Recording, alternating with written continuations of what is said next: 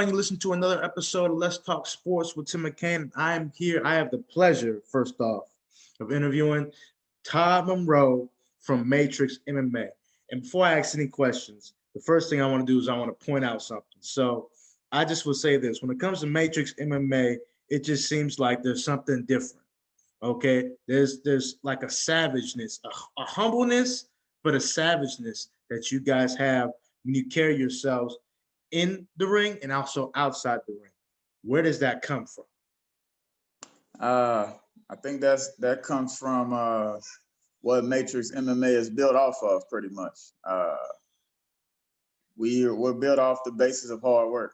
I think with that hard work, with breaking ourselves down, rebuilding ourselves, that sort of comes with the humbleness behind it. We know what we need to do when we go and fight. We do it, and the job is complete. Yes, sir.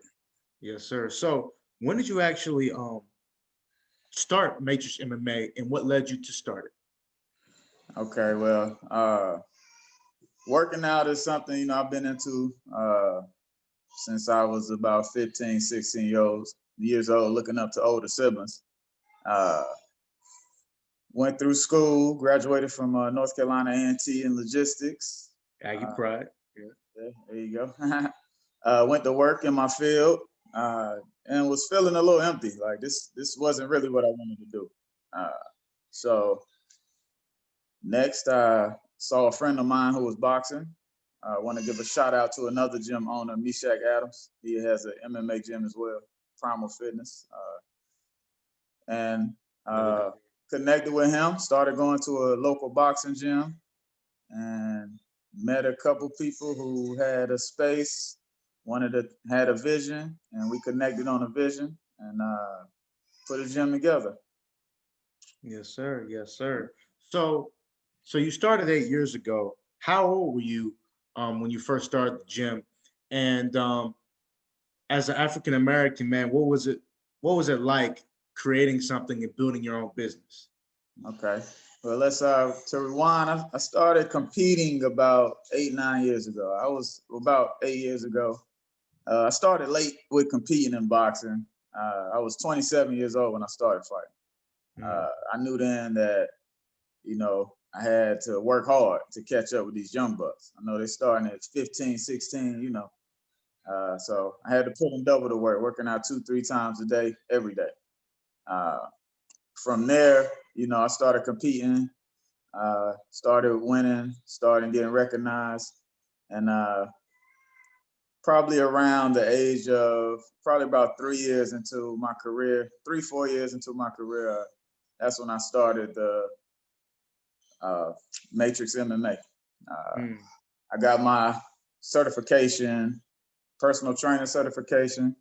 And like I said, I connected with a vision with another guy who was at the boxing gym, and we started the gym. Always been a goal of mine to be an entrepreneur, have my own business.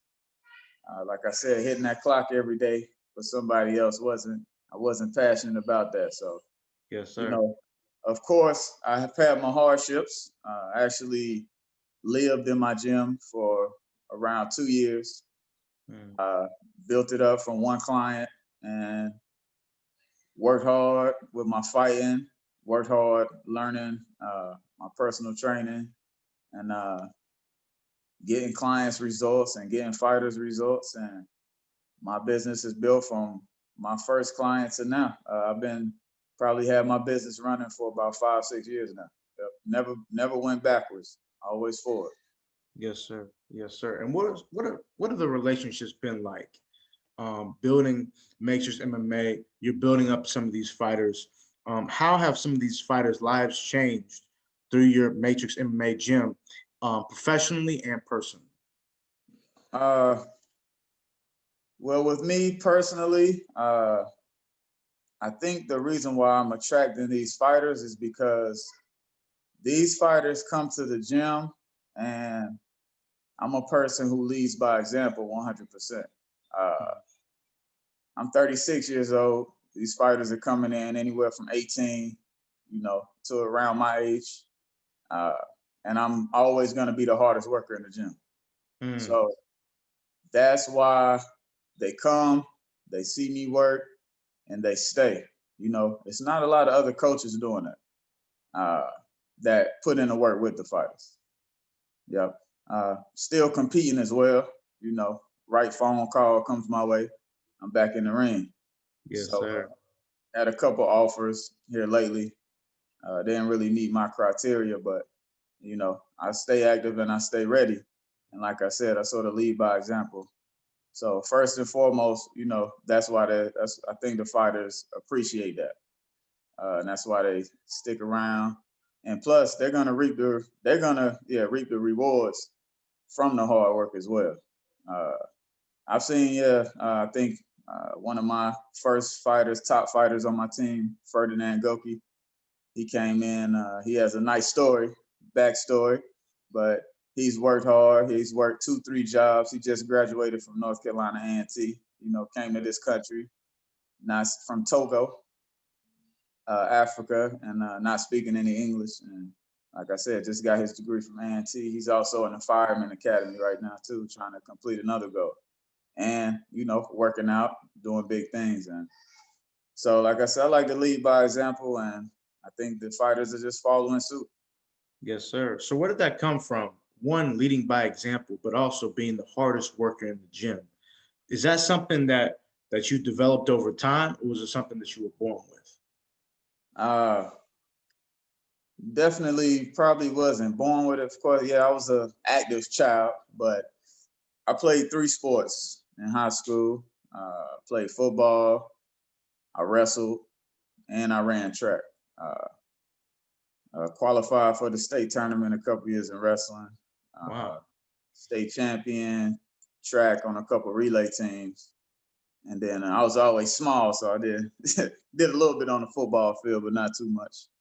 But so you know, it was sort of inbred in me through doing 3 sports, you know, all through my high school career, you know, doing sports in middle school. I probably started playing football, little league. I was probably 10 years old when I started playing football. So it's something that has been instilled in me my whole life, you know, hard work. So you know, if you want to be the best on the field, the best on that wrestling mat, the best on that track, you got to put in the work. Yes, sir. Yes, sir. So who are some of the athletes that you grew up watching and wanted to be like as a kid? Was there any particular athlete that you were like, I want to be like him and dominate like he did on the field or in the ring or octagon?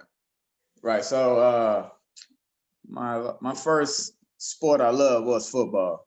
So I was Mm, a fan of Jerry Rice. That gives, okay. it gives my age away right there.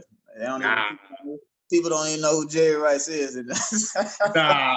If they don't know Jerry Rice, that's a problem. Yeah. So I actually, you know, I wasn't a fan of reading back in the day, but I actually sat down and read a couple books about the discipline he had for the sports.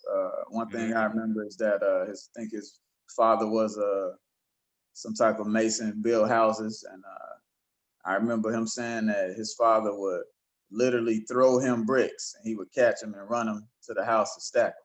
So that was wow. what, you know, he gave thanks to his father for creating those good hands of his for the NFL. Mm, You know, so reading things like that sort of instilled that discipline in me. You know, as an adult, uh, of course, you know, Floyd Mayweather, crazy mm, work ethic. yeah. Uh, yeah. And then you know, I read up on a couple motivational guys. I don't know if you heard of David Goggins. Yes. Yeah, he's Yes, sir. a guy who I follow. You know, he was very inspirational when he came out, and you know, he's a guy of action. So Yes, whenever sir. I'm down, and I'm not feeling like doing something. You know, I turn to different avenues like that. So Yes, sir. Yes, sir. Just a little side note because I'm curious on your perspective on it. Because I see Floyd. So you mentioned Floyd Mayweather, then you mentioned Jerry Rice. right. Okay. When it comes to work ethic, who do you think, just from the outside looking in, had the better work ethic, the better mentality as an athlete? Shoot. Well, I'm honestly going to say, as far as work ethic, I'm gonna have to say Floyd. You know, Mm, he's one of a kind. He's you know, only because football is a team sport. You okay. understand? You Okay. know, Jerry Rice, uh, some of his abilities, is going to be is the quarterback good, other people blocking. But when you in that ring as a fighter, when you in that ring and you one-on-one with your competitor, it's just you and him, and Floyd is flawless on that at 50-0. Yeah, 50-0. 50-0. Right. So I can't argue with that. That's work ethic, that's repetition, that's practice to defeat so many different types of opponents, at his leisure, effort, almost some of them effortlessly, that's amazing. Especially, Yes, starting a combat sport. I know how difficult that is. So it's amazing. yes, sir. Yes, sir. So as a fighter, you've experienced wins and losses. Right. How has your mindset changed or developed over time when it comes to wins and losses? Being somebody who's now teaching others. Right. Winning is always good. Everybody wants to win. I recently had a fighter. He came and joined the gym. Shout out to Tyler Sigmund for giving me the opportunity to work with him. And he had a fight, and the guy backed out last minute, and they put a killer in there with him. He fought upper weight class as well, and he actually suffered his first defeat under Matrix MMA. I was a little upset about that, but with the caliber of his opponent, he learned a lot, and I learned a lot as a coach. Not only do the fighters learn, we learn as coaches too, how to prepare and, necessary steps to take for things like that not to happen again. Whether it was, okay, we learn next time how to prepare for this type of opponent, or we sit back and we say, nah, strategy, nah, this opponent pulled out, so let's sit this one out, So right now he's still an amateur, but when these fighters start going professional and I have their careers in my hand, I can make better decisions. So Okay. the losses are just as important, if not more important, as the wins. So how would you deal with the fighter? And let's say he's 36-0, and he's busted through almost every opponent. So now he's in the ring. Now he's in the octagon with somebody who's got the same work ethic, somebody who's got the same skill, and he gets punched with one of those powerful punches, and his eyes start to get big. And you, as a trainer, you see it. He goes back to the corner. What are some of the things that you're telling him or her based on that situation? Now they're a little startled about fighting this opponent. Right. Well, first of all, you got to let them know what happens to the best of us. It is a fight. Everybody's going to get touched. And then I think the strategy I like to use, one with myself as well, is you have to remind them of the work they put in, day after day, hour after hour, training 2-3 times a day. That right there eases all my stress levels and build that confidence back up, even after taking a major blow in the fight. And then you have to dig deep. Some stuff you can't teach. So they have to have that heart behind it too. And I think that's one thing at Matrix MMA. We figured that out about competitors real early. Yes, sir. They have that dog in them that they can take a lick and keep coming. So how do you test out their dog? How do you start that in training? Like, what are some of the things that you guys do at Matrix MMA to see how strong their mentality is? First and foremost, I'm not a coach who, some coaches get guys in the gym, they throw them to the wolves first day, let them get beat on. I'm not that guy. I test them out physically first. I have a series of workouts every week for the fighters that come in, the new fighters and the old fighters. We do all the same workouts. So that's how I test them first, is through conditioning, because my workouts are going to break them physically. So I can see where they're there. I have fighters who come in, say they want to fight, do one workout and don't come back, So it's sort of weeding out the weak from there. And then, we get them in the ring. I might put them with somebody on their level, see how that works.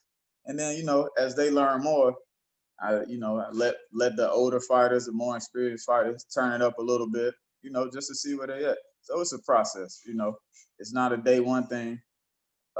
When they do see two seasoned fighters in the cage sparring at my gym, they're like, wow, now I can see he was taking it easy on me. So, you know, they may ask for it sometimes. I think I'm ready to, you know, go live with this guy. And then sometimes it's on me to make that decision. Yes, sir. Yes, sir. He wants to say hello. This is TJ. This is my son, right? How you doing, TJ? So, hey. It's all good. It's all good. So, when you first created Matrix MMA, what was your vision for Matrix MMA? And now, 8 years in, what is your future aspirations for Matrix MMA? It's been a little roller coaster. I think when I first developed Matrix MMA, you know, I wanted to be an MMA school. And then I sort of realized Greensboro, North Carolina, we didn't produce a lot of fighters at the time. People would come in and say they wanted to fight. And like I said, put them through my regimen and they weren't lasting. So that's when, you know, I focused on my personal training aspect, started getting clients, getting them results, getting them in shape. But, you know, all I knew was that I needed that 1 or 2 fighters to come in, listen to me as a coach, do what needed to be done, and they would have a couple belts on the wall. And that's pretty much what happened. And then from there, other fighters started seeing what was developed under the roof. And now everybody's like, what's going on in the Matrix? What's going on? So that's how it was built. And now for the future, you know, my plan is to definitely get as many fighters in-house, produce some UFC, Bellator, and some professional boxers, fighters, and go from there. All I need is one for break through the barrier, and then they'll be calling looking for more. If one is there, is more. You know, they're training with somebody. It's got to be numerous killers that create one. Exactly, exactly. So I feel like, and I know it's to be a fact, every coach, every trainer, they've inspired people, they've helped people change their lives mentally, spiritually, physically, all that. For you as a coach, what is it like for you to hear a fighter or just somebody who is training and them tell you, because of your principles, because of your work ethic, you inspired me to be not only a better fighter, but a better person? Man, you know, that's what I do it for. You know, that's exactly why I do it, why I keep doing it, why I work so hard. I have to tell all my fighters, you know, my clients, you know, everybody's like, you know, you're producing good fighters, you're a great personal trainer, you could be making this and that much, you could be charging this and that. And I'm like, you know, I'm not doing it for the money. You know, my payment is changing lives, seeing people smile, seeing people come in the gym slumped over, no confidence, seeing people walk out, you know, chest out, you know, seeing fighters come in underdeveloped, watching them win belts, just seeing fighters come in with skills they didn't have. Now they're getting these skills and winning fights, you know, fighters winning fights, clients winning health, you know what I'm saying?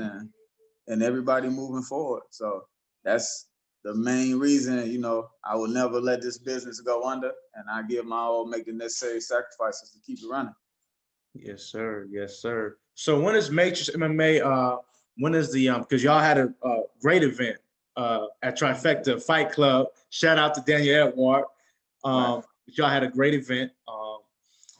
When do y'all plan on fighting next? And where can people find you on social media and etc.? All right. So first off, my Facebook is just Todd Monroe. That's my name, Facebook. Look me up on there, Todd Monroe. Follow me. I have some great advertisements. Follow the Matrix as well. Matrix MMA on Facebook. We have a personal group. I probably have more content on my Instagram, more videos. That is the THE_Matrix 007. you'll see my picture pop up with my hand raised, one of my first fights. So yeah, that's on Instagram. But our next event, I'm trying to collab with Daniel, who we fought for last night. Trying to collab with him, and we're trying to get something again in early January. And we want all the local fighters. I love what he's doing. You know, I love what he's doing for the amateur fighters as far as getting them experience. That's one thing we don't have in North Carolina is a big amateur circuit. So these fighters are behind, you know, especially in boxing. These amateurs and up north, they're having legit amateur fights every weekend. We only have opportunities like maybe 4 times a year. We got to drive 3.5, 4 hours just to get an amateur boxing match in. So we're behind. So to get these kids experience is very necessary for them to get to the next level and compete on the next level as well. It's something to make it, but it's something to compete. So I love what he's doing. Appreciate him putting that together, and hopefully he can build and I can help him build next. So that'll be early January. And then as far as MMA, we're back in Myrtle Beach, South Carolina. I think it's February, first weekend in February. February 6th. Ultimate Battleground 6? Ultimate Battleground 6. Yep. Shout out to Derek Bronson for getting that promotion up and running. We appreciate him having multiple fighters on from our school, and we're gonna keep going out there supporting and winning. Yep. So look for us, come out and support, contact me. We can get you tickets, but we need that local support. That's what we're missing. We're missing that in Greensboro, North Carolina. Support. Exactly, support. Now, I tell y'all what, for everyone listening to this, I'm telling you, Matrix MMA, they got killers. They got people who are just straight entertainers. If you want to see great fights, Matrix MMA, they got talent to show for it. Thank you very much, Todd. I really appreciate you, brother. Yes, sir. Thank you. Have a blessed one. You too. Hey, Todd, appreciate you, bro. No doubt, man. I appreciate you, man. Anytime. Yes, sir. Yes, sir. Hey, I had a question. So why do you think, for one, there aren't more amateur boxing events like the Trifecta Fight Club? And then two, like when it comes to this fight game, and two, like the commission in North Carolina, it's like non-existent when it comes to boxing. Exactly. So it's been like that. It's been like that since I've known, as far as the boxing anyway. It's the commission here is so hard to deal with, and you can call the commission and they're gonna run you around. Like, it's nobody head of the Combat Sports Boxing Commission, Combat Sports Commission in North Carolina right now. It's nobody they can send you to, so it's just non-existent. So it's hard, man. And then I've had guys come from talk to promoters who came from like Virginia is very active in combat sports. And they say it's very expensive as far as once you get through the commission, there's other fees and everything you got to put in. It's North Carolina has made it hard, you know. Yeah. So that's pretty much it for that. With the boxing, it's been like that forever. It's been like that, yeah. So yeah, it's been like that. But I honestly think maybe, and this is just my opinion, it's only because the South is traditionally a football, basketball area. Right. But I feel like what's happening now is that a lot of Northerners are moving to the South. Yep. Okay. And I think what's happening is now we're going to see more of a fight game experience. We're going to see more fighters. We're seeing it now. I'm seeing it now. Yeah. Maybe it was already there, but maybe being somebody who's interviewing these fighters, I'm now seeing it more, and my eyes have like literally become open.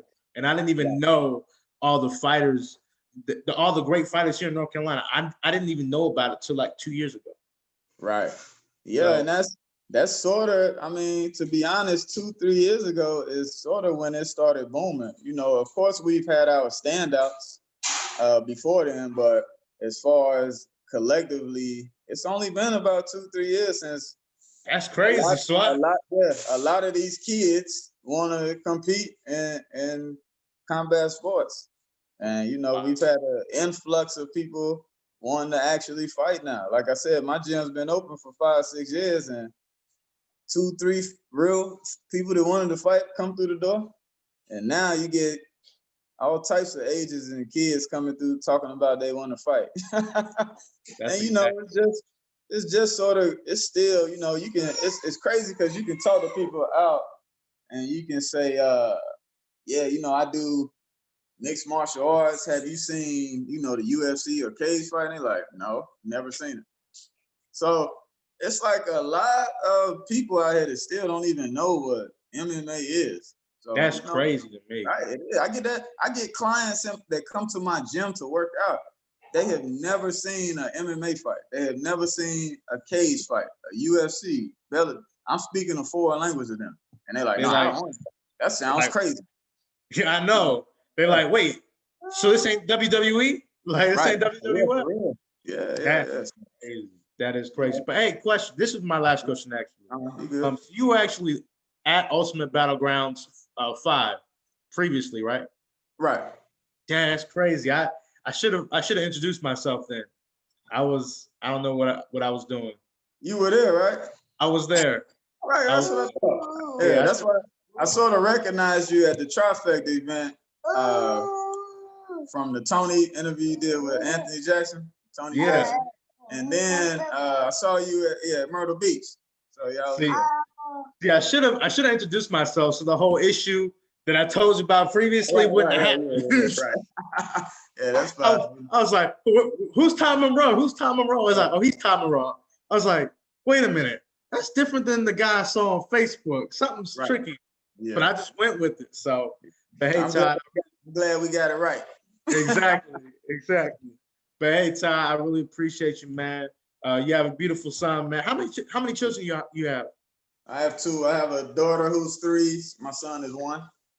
That's amazing. Well, hey, have a blessed day, and I'll probably see you probably in January because I'm trying to do as much stuff with Trifecta as possible. Right. Yeah. I mean, because I love Daniel's energy. You know? Definitely. Yeah, he's a good guy.